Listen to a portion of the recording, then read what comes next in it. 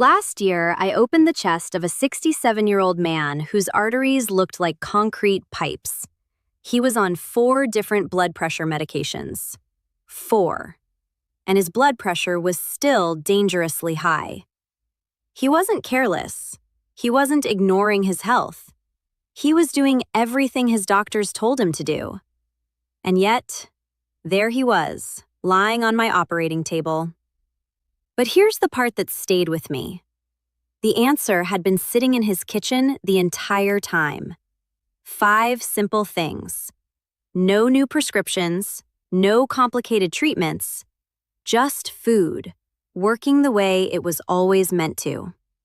Stay with me, because by the end of this, you'll know exactly what to do, starting tonight. Let me tell you something that often isn't fully explained. After 60, blood pressure doesn't rise just because of stress or salt. Something deeper is happening inside your arteries. Think of your blood vessels like a garden hose. When you're young, that hose is flexible. It stretches, absorbs pressure, and handles flow easily. But as you age, those vessel walls stiffen. They lose elasticity. And a rigid hose can't handle pressure the same way a flexible one can. That's when problems begin. I've spent 30 years as a cardiac surgeon. I've held human hearts in my hands. I've repaired arteries that looked decades older than the person they belonged to. And every time, I ask the same question. How did it get this far? Most often, the answer is inflammation. Chronic, silent, slow-burning inflammation inside the blood vessels. You don't feel it. There are no early warning signs. But day after day, year after year, it stiffens and narrows your arteries. And your heart has to work harder and harder just to keep blood moving. So why does food matter so much? Because what you eat 3 times a day is either fighting that inflammation or feeding it. Every meal is a decision. I'm not asking you to replace your medications, but I am going to give you 5 simple tools, things I've seen make real, measurable differences, sometimes within days. Let's start with something incredibly simple. Tonight, when you sit down to eat, try this. Eat your vegetables first, before the rice, before the bread, before anything else. Every meal. It sounds almost too simple, but here's what happens. The fiber in vegetables forms a kind of natural barrier in your stomach.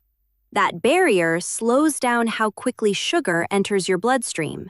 And that matters, because when blood sugar spikes, your body releases insulin. And insulin causes your blood vessels to tighten. So right there at the dinner table, your blood pressure rises, and you don't even notice. I've seen patients change nothing except the order of their meals. Vegetables first, protein second, carbs last. Within weeks, their blood pressure readings improved. Second, something you probably already have in your kitchen, apple cider vinegar. 1 to 2 tablespoons diluted in a glass of water with meals. The active ingredient, acetic acid, does 2 important things. First, it improves insulin sensitivity. Less insulin equals less tightening of blood vessels. Second, it helps your body produce nitric oxide. That's a compound that tells your blood vessels to relax and open up. Important, never drink it straight. Always dilute it. And if you have reflux or stomach issues, speak with your doctor first. Third, something most people overlook completely. What happens to your blood pressure while you sleep? At night, your pressure should drop, but for many people over 60, it doesn't.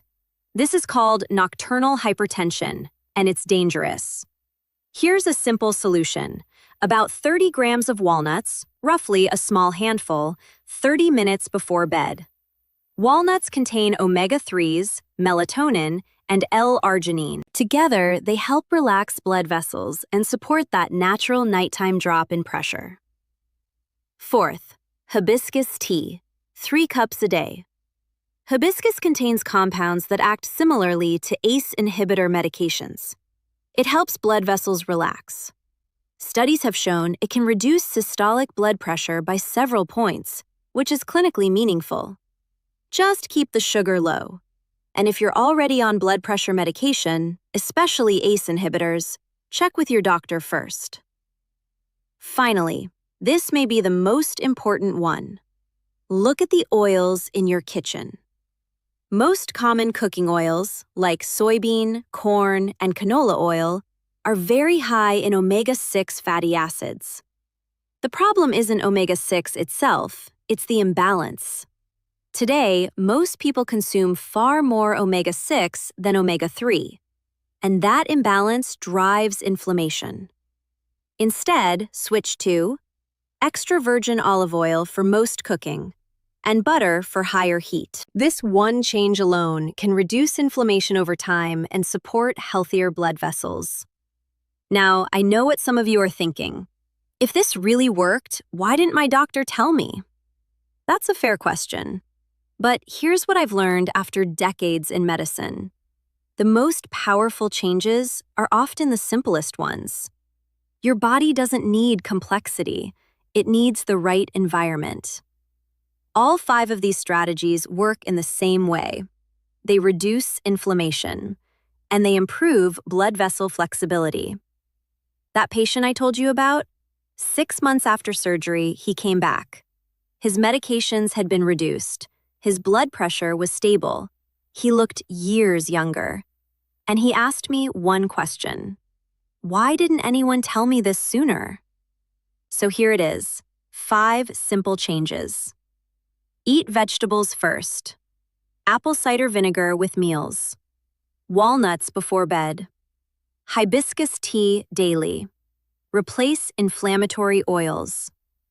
Don't try to do everything at once. Pick one. Start tonight. Because lasting change doesn't come from doing everything. It comes from doing one small thing consistently. Your heart has been working for you every second of your life. Take care of it. And one final note. This is general information, not a substitute for medical care. Always speak with your doctor before making changes, especially if you're on medication.